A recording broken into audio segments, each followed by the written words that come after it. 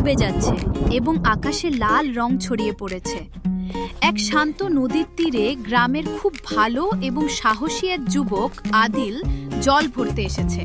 তখনই নদীর ঢেউয়ের মাঝে সে এমন কিছু দেখতে পায় যা তার পা থামিয়ে দেয়। কলার ভেলায় করে কেউ একজন ভেসে আসছে। ইয়া আল্লাহ, এসব আমি কি দেখছি? এই তীব্র ঢেউয়ের মাঝে কলার ভেলায় কোনো মানুষ, একটা মেয়ে। আদিল কিছু না ভেবেই নদীতে ঝাঁপ দেয় এবং সাঁতরে ভেলাটিকে টেনে তীরে নিয়ে আসে। মেয়েটির অবস্থা দেখে সে ভেতর থেকে শিউরে ওঠে। আর না, আমি আর বাঁচতে চাই না। কেউ তো শোনো, আমাকে মেরে ফেলো, এই কষ্ট আর সহ্য হচ্ছে না। আপনি বেঁচে আছেন? আপনার শরীরের এই অবস্থা, আপনাকে এইভাবে কলার ভেলার সাথে বেঁধে অসহায় অবস্থায় কেন ছেড়ে দেওয়া হলো? হ্যাঁ, আমি ভাগ্যহীনা এখনো বেঁচে আছি, কিন্তু আমার নিঃশ্বাস আমার কাছে কোনো শাস্তির চেয়ে কম নয়। এভাবে ছটফট করে বেঁচে থাকার চেয়ে ভালো মৃত্যু আমাকে জড়িয়ে ধরুক। এমন কথা বলবেন না। কেউ কেন মরতে চাইবে? আমাকে বলুন, আপনার সাথে কি হয়েছে? আপনার শরীরে এই ভয়ঙ্কর ঘা কিভাবে হলো? এটা এমন এক অদ্ভুত এবং ভয়ঙ্কর অসুখ যা আমাকে ভেতর থেকে উই পোকার মতো কুড়ে কুড়ে খাচ্ছে। আমার পুরো শরীরে রন্ধ্রে রন্ধ্রে ব্যথায় চিৎকার করে ওঠে। এত ভয়ঙ্কর অসুখ? কিন্তু আপনার আপনজনেরা, আপনার পরিবার এই কঠিন সময়ে আপনার পাশে থাকার বদলে আপনাকে এভাবে মরার জন্য নদীতে কেন ভাসিয়ে দিল? এমন কোনো কবিরাজ বা দোয়া করার মানুষ বাকি নেই যে আমাকে দেখেনি। সবার একটাই উত্তর ছিল, এই অসুখের কোনো চিকিৎসা নেই। আমি তাদের জন্য বোঝা হয়ে গিয়েছিল, তাই আমাকে ভাসিয়ে দেওয়া হলো। তুমি যেই হও না কেন, আমার উপর একটা শেষ উপকার করো। আমাকে মেরে ফেলো, আমাকে এই নরক থেকে মুক্তি দাও। না, আমি এমন গুনাহ কখনোই করতে পারবো না।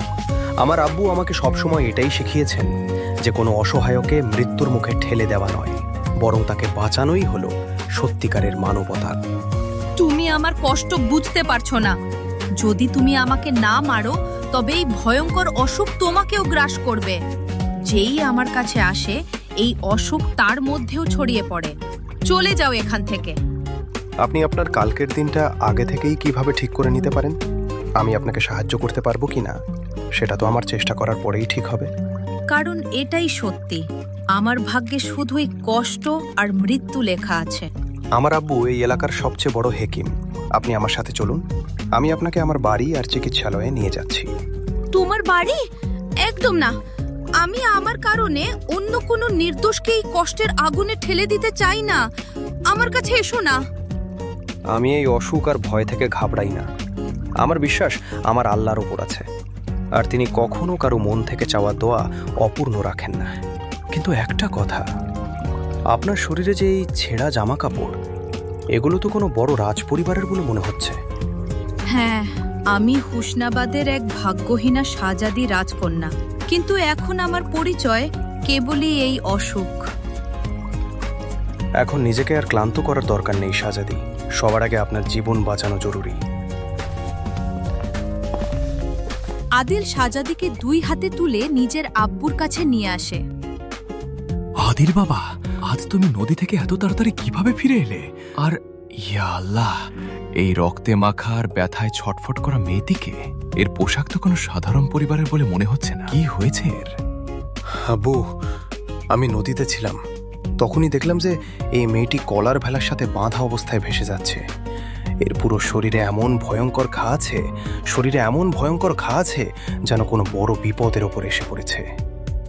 এর বাড়ির লোকেরা যখন এর চিকিৎসা করতে পারেনি, তখন তারা একে জীবন্তই নদীতে ভাসিয়ে দিয়েছে। কি বলছিস তুই? এই দুনিয়ায় মানুষ এত পাষাণ কিভাবে হতে পারে যে নিজেরই মেয়েকে এই অবস্থায় ছেড়ে দিল? হ্যাঁ আব্বু, এর কষ্ট এতটা বেড়ে গেছে যে ও আমার কাছে বারবার নিজের জান নিয়ে নেওয়ার অনুরোধ করছিল। আমরা হেকিম বাবা, আমাদের হাত জীবন বাঁচানোর জন্য তৈরি, কারো নিঃশ্বাস কেড়ে নেওয়ার জন্য নয়। একটু সরে দাঁড়াও, আমাকে দেখতে দাও যে আসলে এটা কি অসুখ। না, আমার কাছে আসবেন না। আপনারাও অসুস্থ হয়ে পড়বেন। আমাকে আমার অবস্থায় ছেড়ে দিন। শান্ত হও মা, শুধু মৃত্যু চাইলেই কি মৃত্যু চলে আসে? যখন আল্লাহ তোমাকে আমার দরজা অবধি পাঠিয়েছেন তখন নিশ্চয়ই কোনো কারণ আছে। হি আল্লাহ, এটা কোনো সাধারণ অসুখ নয়, এটা তো সেই জন্মগত ভয়ঙ্কর অসুখ যার চিকিৎসা কোনো সাধারণ হেকিম করতে পারবে না। আর তুমি ঠিকই বলছিলে মা, এর কাছে আসা মানুষও এই অসুখের শিকার হতে পারে। তাহলে এখন কি হবে আব্বু? আপনার গাছগাছালির মধ্যে কি এর কোনো চিকিৎসা নেই? চিকিৎসা আছে বাবা, কিন্তু তা খুব কঠিন। এই অসুখকে মূল থেকে শেষ করার জন্য আমাদের নূরে শিফা নামের এক জাদুকরী লতা গুরিমের পাতার প্রয়োজন হবে। আমি তো রোজ এই জঙ্গলের কোনায় কোনায় ঘুরি আব্বু। আপনি শুধু আমাকে সেটা চেনার উপায় বলে দিন, আমি পাতাল থেকেও সেটা খুঁজে নিয়ে আসব। নূরে শিফা কোনো সাধারণ পাতা নয় আদিল, সেটা শুধু সেই বিশেষ লোকেরাই পায় যাদের মন পুরোপুরি পরিষ্কার এবং মজবুত হয়। আর শুধু ওষুধই যথেষ্ট নয়, এর জন্য দিন রাত চোখের পলক না ফেলে দেখাশোনা করতে হবে। আপনি সেটা চিন্তা করবেন না আব্বু, আমি সেটা খুঁজে নিয়ে আসব, এটা আমার পাক্কা কথা। আর দেখাশোনার জন্য আমি আর আম্মি দুজনেই আছি। আদিল একদম ঠিক বলছে। ওর হয়েছে তো কি হয়েছে, একজন মায়ের কাছে সব মেয়েই নিজের হয়। যদি আমাদের হাত দিয়ে কেউ নতুন জীবন পায়, তবে এর চেয়ে বড় পুণ্যের কাজ আর কি হতে পারে? আব্বু, আমি আমার কুড়াল জঙ্গলেই ফেলে এসেছি, আমি সেটা আনতে যাচ্ছি। আর এই বাহানায় এখনই সেই নূরে শিফার খোঁজ শুরু করে দিচ্ছি। নিজের খেয়াল রেখো আদিল, আর সূর্য ডোবার আগেই ফিরে এসো।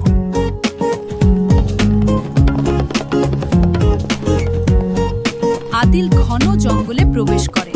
তার চোখ প্রতিটা ঝোপ, প্রতিটা গাছের ডাল এবং প্রতিটা পাথরের পেছনে সেই জাদুকরী গাছ খুঁজছে।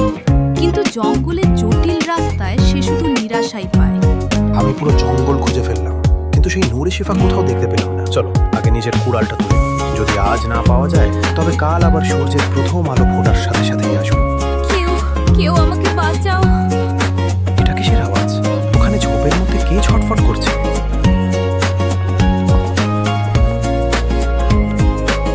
আরে রে, ছোট পাখি, তোমার এই অবস্থা কিভাবে হলো? এক পাষাণ শিকারীর তীর আমার ডানা চিড়ে দিয়েছে। আমি ওরা তো দূরের কথা, ব্যথার চোটে আমার ডানাও নাড়াতে পারছি না। তাই আমি আকাশ থেকে সোজা এই অন্ধকার জঙ্গলে এসে পড়েছি। তুমি ঘাবড়িও না আমার বন্ধু, আমি তোমাকে মরতে দেব না। কিন্তু তুমি একজন মানুষ হয়ে আমার জীবন কেন বাঁচাচ্ছ? মানুষের কাজ শুধু কেড়ে নেওয়া হয় না। চলো আমি তোমাকে আমার বাড়িতে নিয়ে যাই। আদিল তার খোঁজ মাঝপথেই ছেড়ে দিয়ে সেই মাসুম আহত পাখিটাকে নিজের বুকে জড়িয়ে ধরে দ্রুত বাড়ির দিকে দৌড়ে যায়। এসে গেছিস আদিল, আমি কখন থেকে দরজার দিকে তাকিয়ে পথ দেখছিলাম। তুমি কি সেই গাছটা পেলে? আবু, ওষুধের বিষয়ে পরে কথা বলবো, আগে এই অবলা প্রাণীটার প্রাণ বাঁচান।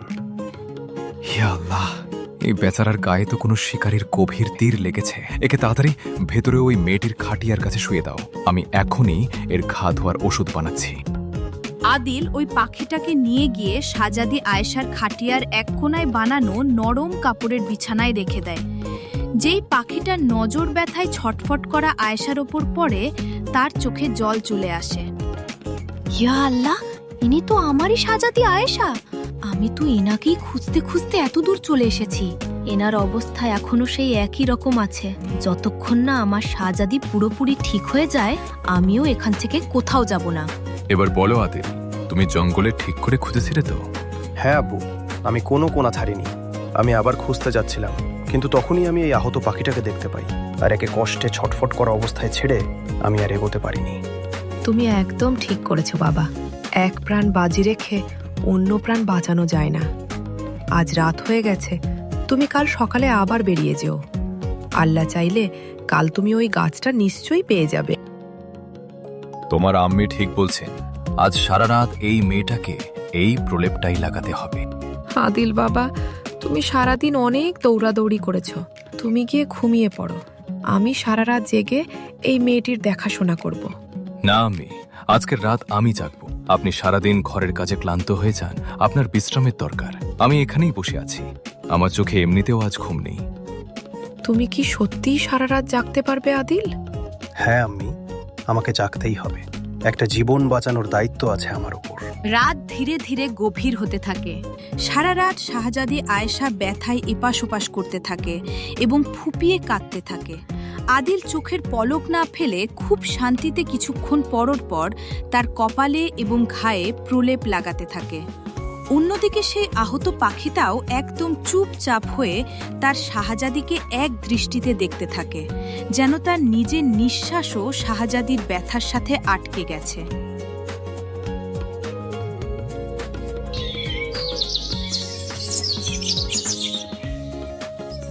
আদিল বাবা, সারা রাত জাগার কারণে তোমার চোখ লাল হয়ে গেছে। আমি আগেই বলেছিলাম যে নূরের শিফা পাওয়া বাচ্চাদের খেলা নয়, ওটা শুধু ভালো ভাগ্য যাদের তারাই পায়। আমি আমার পুরো জীবনে ওটা মাত্র একবার দেখেছিলাম। এখন আমি ওই জাদুকরি ওষুধ ছাড়া এই মেয়েটিকে কিভাবে বাঁচাবো? আমি আজ আবার যাব আপু, আর আজ আকাশ ভেঙে পড়ুক বা মাটি ফেটে যাক, আমি ওই গাছ নিয়ে তবেই ফিরব। আমার শরীরে যতক্ষণ রক্ত আছে আমি এই ভাগ্যহীনা শাহজাদিকে হারতে দেব। তাহলে এক মুহূর্ত নষ্ট করো না আমার ছেলে, যত তাড়াতাড়ি পারো বেরিয়ে পড়ো। কিন্তু মনে রেখো, জঙ্গলে অনেক জাদুকরি আর খারাপ শক্তি থাকে, শুধু নিজের লক্ষ্যের দিকে মন দেবে।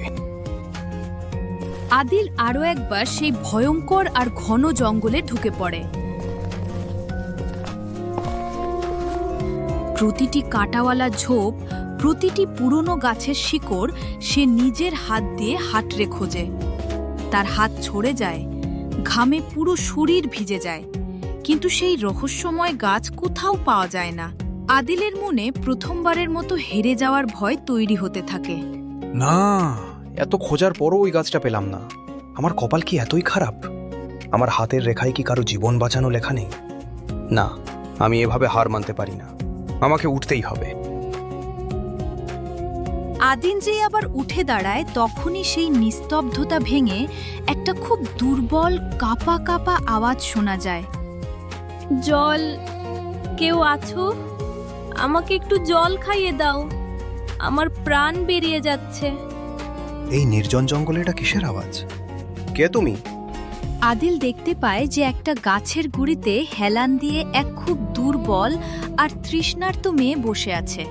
তার ঠোঁট শুকিয়ে ফেটে গেছে। আমার খুব তেষ্টা পেয়েছে, আমার নিঃশ্বাস আটকে আসছে, আর এখন আমার এক পাও চলার ক্ষমতা নেই। তুমি কি আমাকে একটু জল খাইয়ে দিবে? আপনি এখানেই থাকুন, ঘাবড়াবেন না, আমি এখনই আপনাকে জল খাওয়াচ্ছি। আদিল নিজের হাতে সেই অচেনা মেয়েটিকে জল খাওয়ায়। জল খাওয়ার সাথে সাথেই মেয়েটির মুখে এক অদ্ভুত চমক চলে আসে। তুমি খুব ভালো ছেলে। আজকের এই খারাপ সময়ে, যেখানে লোকেরা আপনজনকে মরার জন্য ছেড়ে দেয়, তুমি আমার মতো এক অচেনা মানুষের প্রাণ বাঁচিয়েছ। কিন্তু তুমি এই ভয়ঙ্কর জঙ্গলে কি করছো? আমি একটা বিশেষ ওষুধের খোঁজে এসেছি, এমন এক গাছ যা মৃত্যুর মুখ থেকেও মানুষকে ফিরিয়ে আনে। ওষুধ? কি নাম ওই জাদুকরি গাছের? আমি নূরের শিফা খুঁজছি। কি বললে? নূরে শিফা? ওটা তো খুব দুর্লভ আর জাদুকরি গাছ, যা দিয়ে ভয়ঙ্কর থেকে ভয়ঙ্কর অসুখ আর খারাপ ছায়াও দূর হয়ে যায়। কিন্তু ওটা তো শুধু তাকেই মেলে যার কপাল আর মন দুটোই সোনার মতো পরিষ্কার। তুমি এটা দিয়ে কি করবে? তোমার পরিবারের কেউ কি মৃত্যুর মুখে দাঁড়িয়ে আছে? লা, সে আমার পরিবারের কেউ নয়। কি বলছো? যার সাথে তোমার রক্তের সম্পর্ক নেই, যে তোমার জন্য পুরোপুরি পর, তার জন্য তুমি এই জানোয়ারে ভর্তি জঙ্গলে নিজের প্রাণ বাজি রাখছো কেন? পর কে হয়? আল্লাহ আমাদের সবাইকে একই মাটি দিয়ে তৈরি করেছেন। যদি কোনো অসহায় মানুষ ব্যথায় চিৎকার করে আর আমি চোখ বন্ধ করে নিই, তবে ধিক্কার জানাই আমার এমন মানবতাকে। অন্যের কষ্টকে নিজের বলে মনে করাই হলো মানুষ হওয়ার সবচেয়ে বড় প্রমাণ। তোমার এই কথাগুলো আমার মনে শান্তি দিয়েছে আদিল। যেই নিঃস্বার্থভাবে তুমি আমাকে সাহায্য করেছ, সেটা প্রমাণ করে যে তুমি কোনো সাধারণ মানুষ নও। আমি দেব তোমাকে, হ্যাঁ, আমি দেব তোমাকে সেই নূরে শিফা। তুমি একটা সাধারণ মেয়ে হয়ে আমাকে ওই দুর্লভ কাজ কিভাবে দেবে? তখনই হঠাৎ জঙ্গলে এক তীব্র সোনালি আলো ছড়িয়ে পড়ে। সেই সাধারণ দেখতে মেয়েটি হাওয়ায় ভাসতে শুরু করে, আর তার পোশাক চকচকে হয়ে যায়।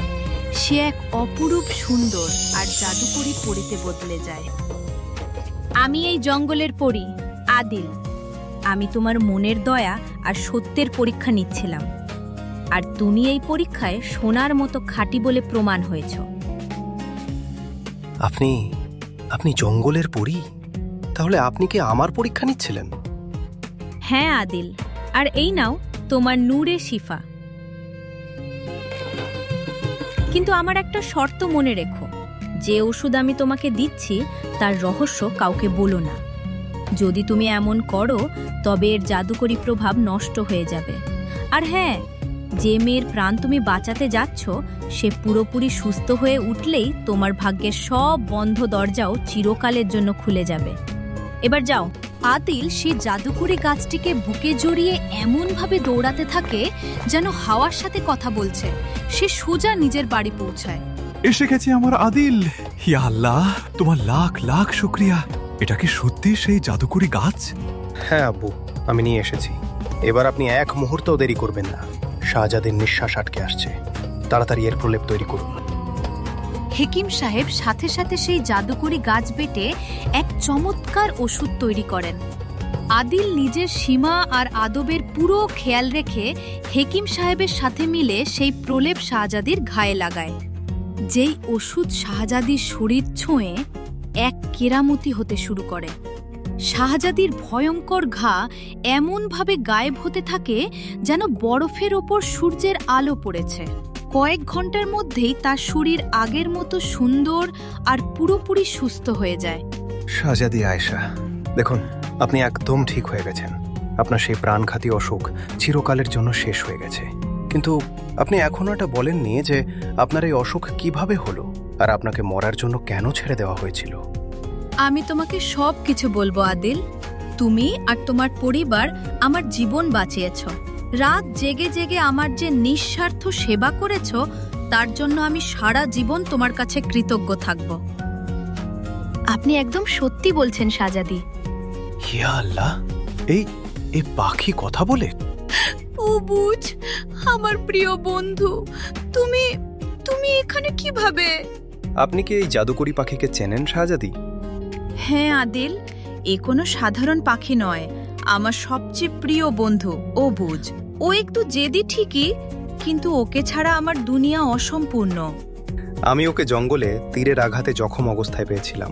যতক্ষণ আপনি মৃত্যুর মুখে ছিলেন ও দানা জল ছেড়ে আপনার দিকে চোখের পলক না ফেলে তাকিয়ে থাকতো। আপনার ঘা শুকোনোর সাথে সাথে ওর ঘাও জাদুকরীভাবে শুকিয়ে গেছে। যখন আমার শাহজাদিকে ওই কলার ভেলায় বেঁধে মৃত্যুর মুখে ঠেলে দেওয়া হলো, তখন আমি পাগল হয়ে ওনার পিছু পিছু উঠতে থাকি। কিন্তু এক পাষাণ শিকারীর তীর আমাকে মাঝপথেই ফেলে দেয়। যদি আদিল আমাকে না বাঁচাতো তবে আমি আমার শাহজাদিকে আর কখনো দেখতে পেতাম না। এটা তো সত্যিই উপরওয়ালার বড় কেরামতি। দুই হারিয়ে যাওয়া সাচ্চা বন্ধুর এভাবে দেখা হওয়া কোনো জাদুর চেয়ে কম নয়। কিন্তু শাহজাদি, আপনি এখনো আপনার অতীতের সত্যিটা লুকিয়ে রাখছেন। আমি সব সত্যি বলবো হেকিম সাহেব, কিন্তু এখানে নয়। আপনাদের সবাইকে আমার সাথে আমার রাজমহলে হুসনাবাদে যেতে হবে। ওখানেই আপনারা সব প্রশ্নের উত্তর পাবেন। মাফ করবেন শাহজাদি, আমরা গরিব মানুষ। রাজমহলে আমাদের কি কাজ? একজন হেকিমের কর্তব্য চিকিৎসা করা, তার বদলে রাজকীয় আতিথেয়তা নেওয়া নয়। তোমার আব্বু একদম ঠিক বলছেন। তুমি এখন পুরোপুরি সুস্থ মা। তুমি নিজের বাড়ি ফিরে যাও। আমরা আমাদের এই ছোট কুড়ে ঘরের শুকনো রুটিতেই খুব খুশি। আমি হুসনাবাদের উত্তরাধিকারী, আর আমার অনুরোধই আমার হুকুম। যদি আপনারা আমার সাথে না যান তবে আমিও এই কুড়ে ঘর থেকে এক পাও বাইরে রাখবো চিন্তায়। আপনাদের সবাইকে আমার সাথে চলতেই হবে। শাহজাদির জেদের কাছে আদিল আর তার পরিবারকে মাথা নোয়াতে হয়। তারা সবাই রাজমহলের দিকে রওনা দেয়। অন্যদিকে রাজমহলে এক গভীর শোকের ছায়া নেমে এসেছে। বেগম, এখন কেঁদে কি লাভ? আমাদের কপালে যে দুঃখ লেখা ছিল সেটা আমরা পেয়েছি। আমরা গোটা রাজ্যের হেকিমদের দেখিয়েছি, কিন্তু কেউ আমাদের ফুলের মতো মেয়েকে ওই নরক থেকে বের করতে পারল না। আমাদের বুকে পাথর রেখে নিজেদেরই কলিজার টুকরোকে নদীতে ভাসাতে হলো। যেদিন থেকে আমরা আমাদের আয়েশাকে ওই পাষাণ ঢেউয়ের হাতে তুলে দিয়েছি, সেদিন থেকেই ওর ওই প্রিয় সঙ্গী, ওই পাখি অবুঝ কোথায় যেন গায়েব হয়ে গেছে। আমার একমাত্র সন্তান, এই মহান বংশের একমাত্র উত্তরাধিকারী, আর আমরা ওকে বাঁচাতে পর্যন্ত পারলাম না। ধিক্কার এই রাজত্বকে। আমরা কোনো নদী, কোনো জঙ্গল, কোনো কোণা ছাড়িনি বেগম। আমার সেপাইরা তন্ন তন্ন করে খুঁজেছে, কিন্তু আমাদের আয়েশার কোনো খোঁজ পাওয়া গেল না। হয়তো ঢেউ ওকে... আমার মায়ের মন বলছে যে আমার মেয়ে বেঁচে আছে। আমি কি আমার জীবনের শেষ মুহূর্তগুলোতে ওকে আর একবার জড়িয়ে ধরতে পারবো না? ইয়া আল্লাহ, এ কেমন বিচার তোমার! তখনই দরবারের ভারী দরজা জোর শব্দে খুলে যায় আর এক সেপাই হাঁপাতে হাঁপাতে ভেতরে ছুটে আসে। জাহাপনা, এভাবে আসার জন্য মাফ করবেন, কিন্তু একটা খুব বড় সুখবর আছে। কি হয়েছে সেপাই? আমার মেয়ের কি কোনো খোঁজ পাওয়া গেল? খোঁজ পাওয়া যায়নি হুজুর, আমাদের শাহজাদি ফিরে এসেছেন। কি কি বললে তুমি? আমার আয়েশা? হ্যাঁ মল্লিকাজি, শাহজাদি দরজায় দাঁড়িয়ে আছেন, আর ওনার শরীরে সেই ভয়ঙ্কর অসুখের একটা দাগও নেই। উনি পুরোপুরি সুস্থ। আমার মেয়ে, চলো বেগম, চলো, আমার প্রাণ ফিরে এসেছে। আজ এতদিনের অন্ধকারের পর আমার মহলে আবার সূর্য উঠেছে। বাদশার বেগম কোনো তৃষ্ণার্ত মানুষের মতো নিজেদের মহলের বড় দরজার দিকে ছুটে যান। দরজা খুলতেই সামনে আয়েশাকে দাঁড়িয়ে থাকতে দেখে দুজনের পা থেমে যায়। তাদের চোখ দিয়ে সমানে কান্নার ঢল নামতে থাকে। আমার মেয়ে, আমার আয়েশা, তুই সত্যিই ফিরে এসেছিস। আমার নিজের চোখের ওপর বিশ্বাস হচ্ছে না। কত দিন, কত রাত আমি শুধু তোর মুখটা দেখার জন্য কেঁদে কেঁদে কাটিয়েছি। হ্যাঁ আম্মি, আমি ফিরে এসেছি। আর দেখুন, আমার শরীরের দিকে দেখুন। ওই ভয়ঙ্কর অসুখ আমাকে চিরকালের জন্য ছেড়ে চলে গেছে। আমি এখন পুরোপুরি সুস্থ। সত্যি, আমার ফুলের মতো মেয়েটা একদম আগের মতো হয়ে গেছে। আমার আয়েশার এই নতুন জীবনের খুশিতে আমি গোটা রাজ্যের ধন ভাণ্ডার খুলে দেব। পুরো রাজ্যে এমন জাঁকজমকপূর্ণ দাওয়াত হবে যে যুগের পর যুগ মানুষ মনে রাখবে। জাহাপনা, মাফ করবেন, এই খুশির সময় আমি একটা তেতো প্রশ্ন করার সাহস করছি। কিন্তু যে মেয়ের জন্য আপনি এত অস্থির, তাকে এত নিষ্ঠুরভাবে ওই নদীর ঝড়ে কেন ভাসিয়ে দেওয়া হয়েছিল? আপনারা কারা, আর আমার মহলের দরজা অবধি কিভাবে পৌঁছালেন? আব্বুজান, রাগ করবেন না। এনারাই হলেন সেই ফেরেশতা যাদের কারণে আমি আজ বেঁচে আছি আর পুরোপুরি সুস্থ হয়ে আপনার সামনে দাঁড়িয়ে আছি। এনারাই নদীর ঢেউ থেকে আমাকে তুলেছেন আর নিজেদের প্রাণের পরোয়া না করে ওই প্রাণঘাতী অসুখ থেকে আমাকে মুক্তি দিয়েছেন। আর শুধু আমাকেই নয়, আমার এই প্রিয় সঙ্গীটাকেও এনারাই নতুন জীবন দিয়েছেন। ইয়া আল্লাহ, দেখুন জাহাপনা, আমাদের আয়েশার প্রিয় পাখি অবুজও ফিরে এসেছে। যেখানে আমার আয়েশা থাকবে, সেখানে ওর এই সাচ্চা বন্ধু তো থাকবেই।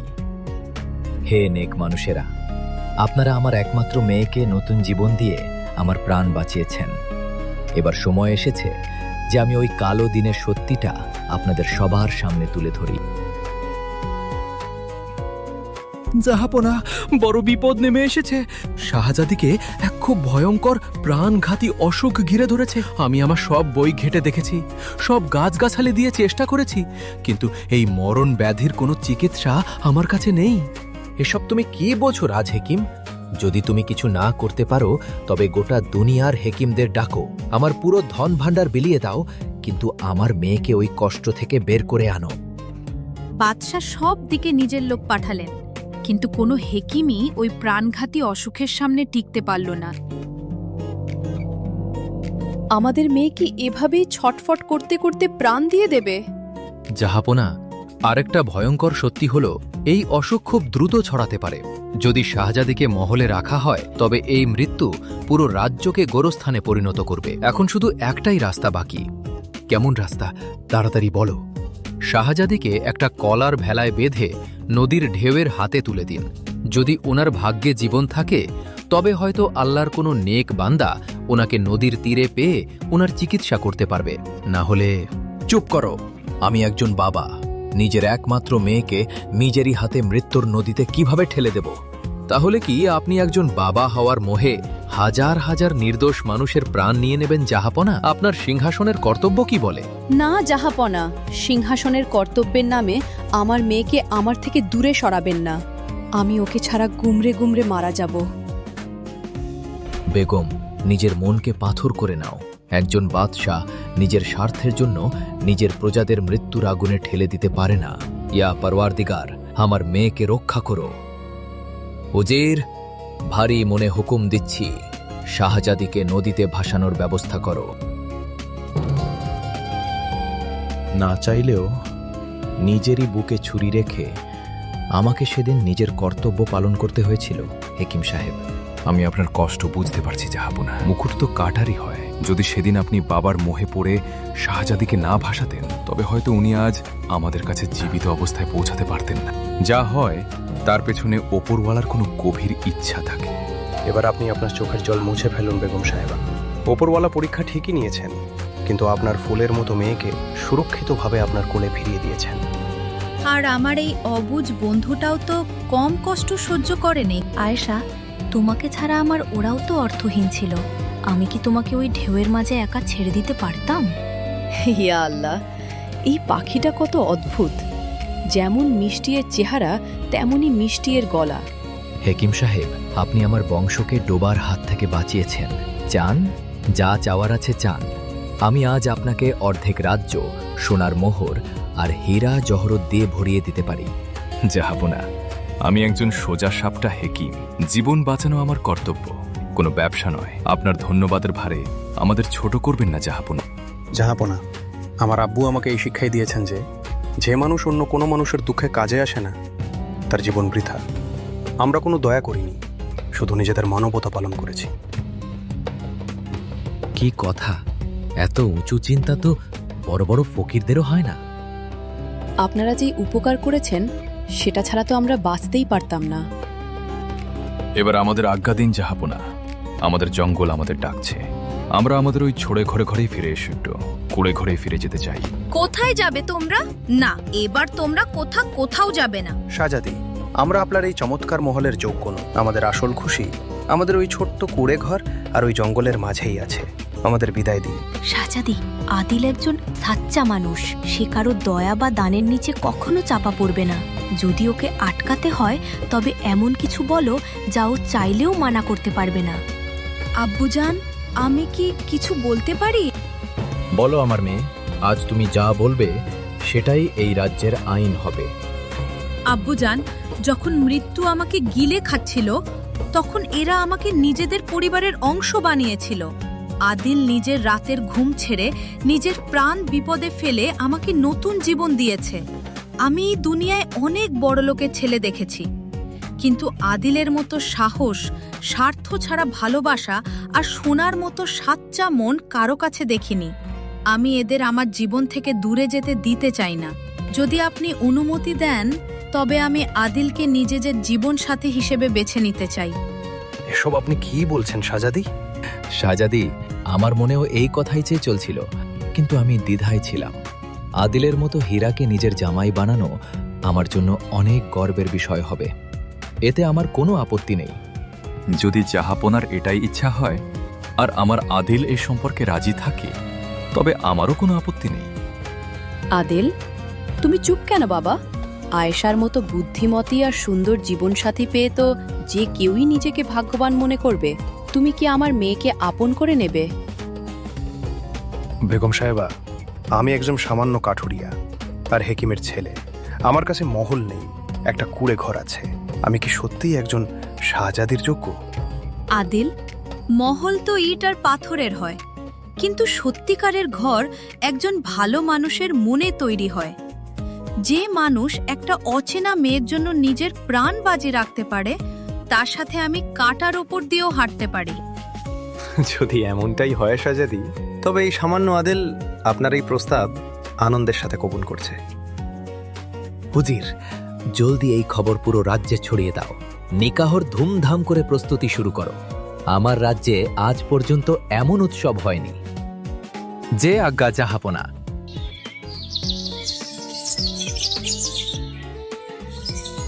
কিছুদিনের মধ্যেই পুরো হুসনাবাদ রাজ্য প্রদীপ আর ফুলে সেজে ওঠে। আদিল আর আয়েশার বিয়ে খুব ধুমধাম করে সম্পন্ন হয়। কোনো স্বার্থ ছাড়া কাজ করা এক সাচ্চা মনের সাধারণ যুবকের ভাগ্য নূরে শিফার জাদুর মতোই সত্যি চিরকালের জন্য উজ্জ্বল হয়ে ওঠে।